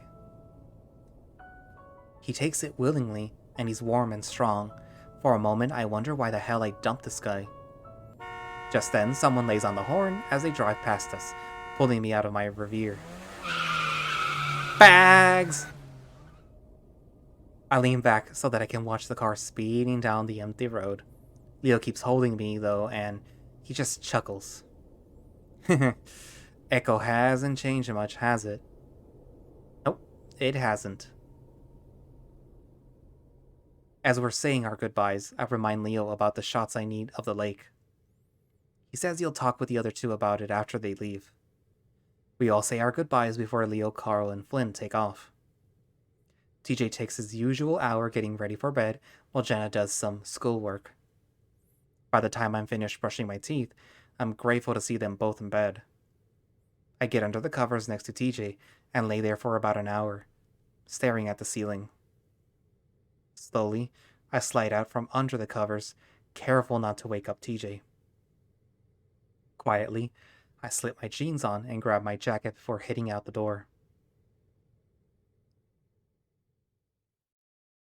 Toby builds a small castle next to the lake, in the process of digging a moat around it. Jenna drops a few twigs next to it before running off to find more decorations. Flynn is talking to Sydney, pointing at Toby's sandcastle. Sydney looks hesitant, but excited. He seems to make up his mind, suddenly running forward and kicking the top of the tallest castle.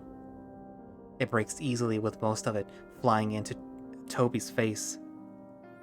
Toby flinches back, shocked before immediately crying as he rubs at his eyes.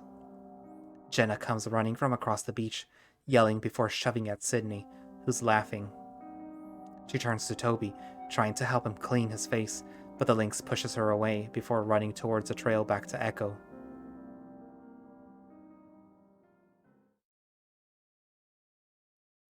Monday.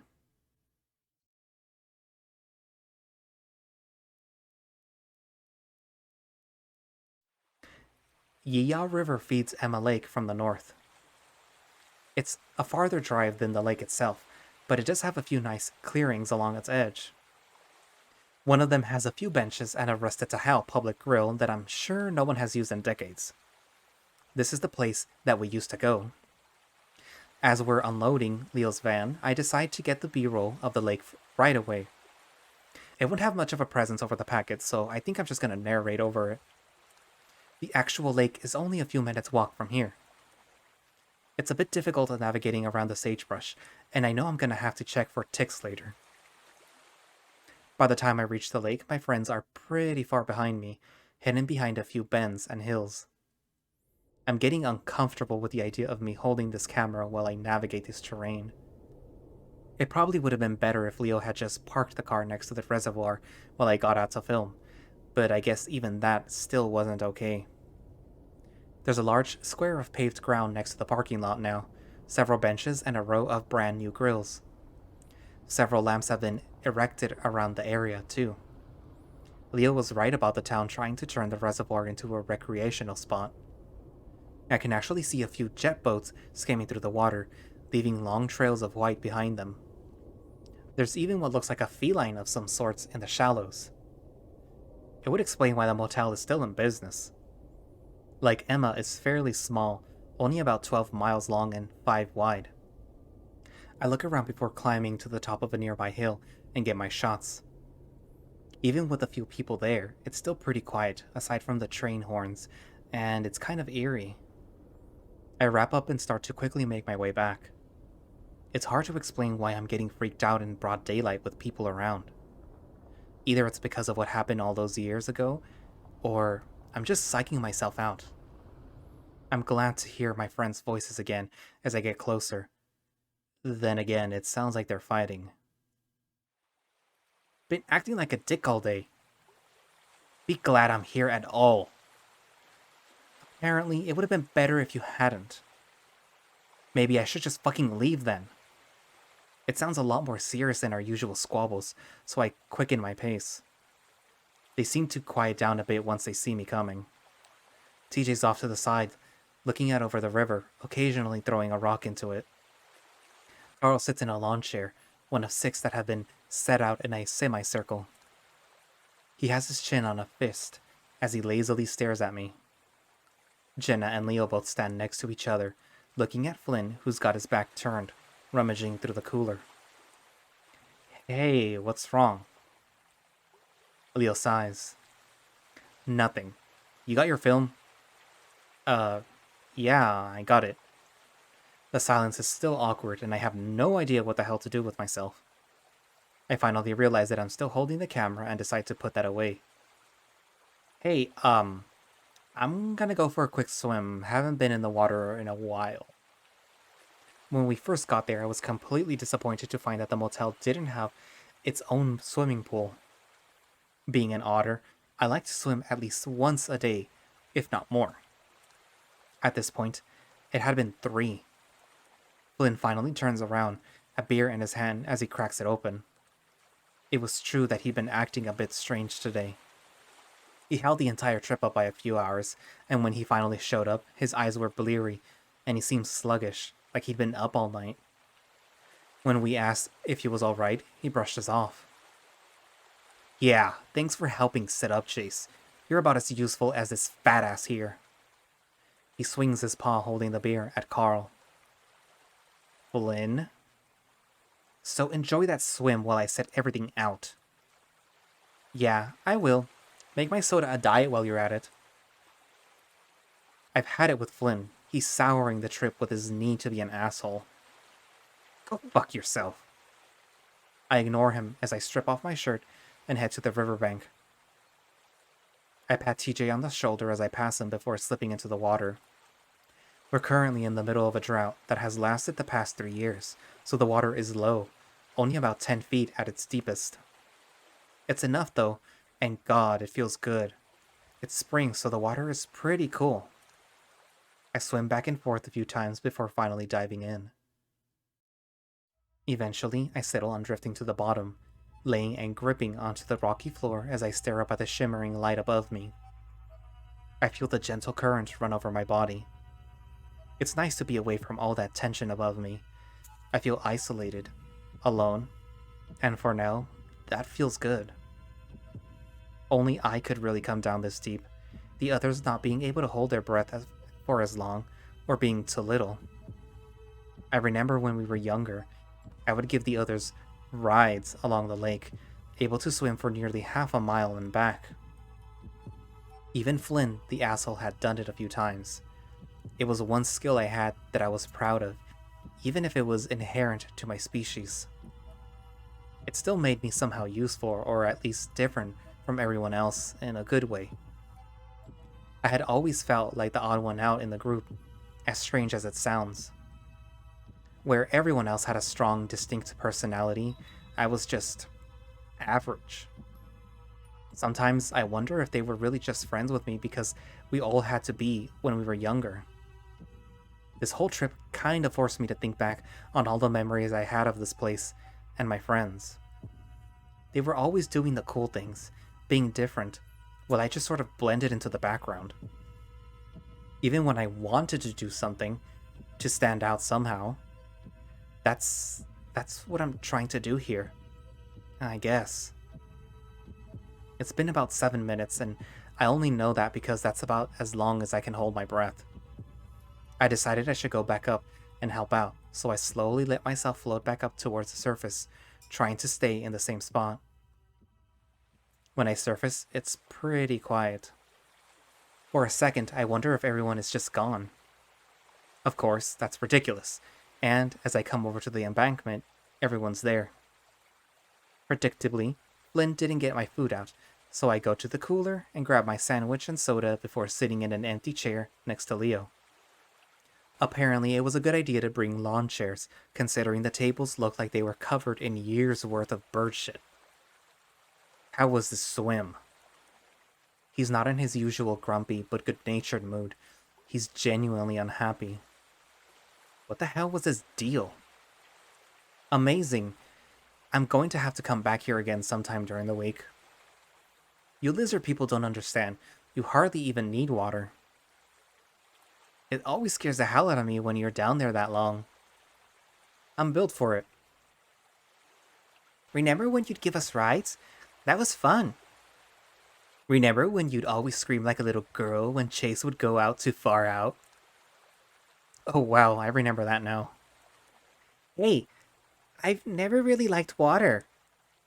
Anyway, Chase would do it on purpose. He knew I didn't like it out to a certain point. Carl looks at me. You know what was really cool? Was when you'd take us down for a dive. Oh yeah, Chase was like our own little submarine. I'm starting to get that otters are swimming clowns vibe again. Still, I kind of enjoy the attention. We'd get you to take us to the bottom so that we could look for treasure. Leo makes air quotes around the last word. And you know, we probably would have found way more stuff if you guys hadn't been dragging me down. I remember when... Are we really fucking talking about this? Everyone turns to look at Flynn. His voice is low and dangerous. There's a chill in the air because we all know what he means. I was actually feeling pretty good about it at this point, like we crossed a bridge, being able to talk about it for once. Apparently, we hadn't. Lynn? No, I'm serious. Do you think it's okay to fucking talk about this when the lake is just a quarter mile that way? You know what, Flynn? I think we should. Isn't that part of the reason why we're here? No. If that were the case, we'd be over there. But we're over here. And why is that? Everyone's quiet for a moment. I see TJ shrink into his chair, staring hard at his lap. Flynn, we came here because Chase needed footage. A change comes over Flynn. His face darkens, and everyone senses it. Flynn turns to me, and it takes some effort not to flinch back. Yeah, and why's that, Chase? You gonna put that into your fucking documentary? No, Emma Lake is an important part of Echo's history. Just what? Flynn raises his brow ridge at me, and finally, I just lower my eyes. This was a stupid fucking idea. You know what, Flynn? If you'd be a little more open, tell us what's on your mind. We'd be able to avoid a lot of this kind of stuff. Oh, you want to know what's on my mind? Flynn swirls and matches up to Carl. Alright, let's start with you. You're fat, lazy, no motivation, no future. What the hell are you planning on doing with your life? Sit there, waste away in Echo, mooching off your parents until you're dead? Carl stares back at Flynn impassively, though he hunches in on himself a bit further. Flynn, don't do this right now. And you, thinking you're better than everyone else. I can tell you think everyone in Echo is trash. Just because me and the others haven't left, you think we're lower than you. Just because we don't have an education, we're a bunch of retards. Yeah? Well, you left your own fucking family behind without even saying goodbye. You know what's even going on with them right now? What they're dealing with? Yeah, real fucking hero you are. You think I... Stop it, Flynn. Ah, our unquestionable leader. We wouldn't have been friends without you, would we? That's why you brought us here, right? So we could all bond? Or, wait, was it just because you wanted to get into Chase's pants? Leo's ears fall flat. Probably. You've been a mess ever since he left. So let me be the one to tell you. It's over. It's fucking unhealthy. You're obsessed with him. Slowly, his head turns to me, and I brace myself. And I can't imagine why. You, Chase, have the personality of a fucking rock. I wish you could see yourself. You just sit there like a creep, watching everyone, weighing everything that we say. And don't think I haven't caught the way that you stare at us all, like we're all objects to be collected. What, are you planning to cycle through all of us for sex? Sure seems like it. Flynn stops, then exhales. It seems like it's over. I really hope it is. That proves futile though, as Flynn turns slowly on TJ. I had silently prayed that the Lynx would make a run for it while Flynn had all his attention focused on us, but TJ looks apathetic. Like a statue. Like there's no soul in him. Flynn pauses, though as if he's at a loss for what to say. Finally. What happened, TJ? Flynn? Leo stands up, and from his posture I can tell the wolf is ready to fight. Memories are starting to flow back. TJ, Flynn, thinking he'd done something. Something too. I stand up too. Flynn may sound like a hard ass, but physically Leo had him beat easily. Flynn can obviously tell that he might have a fight on his hands though, and it's clear he doesn't want that. He drops his shoulders, seeming to shrink, as if invisible strings that had been holding him up were cut. He turns to us, then gestures at TJ. I just want the truth. Can we just put a stop to this today, right now? I don't think that you know how much of a nightmare this has been for me. Not really knowing. TJ. TJ stares up at Flynn, muzzle set grimly. What happened to Sydney?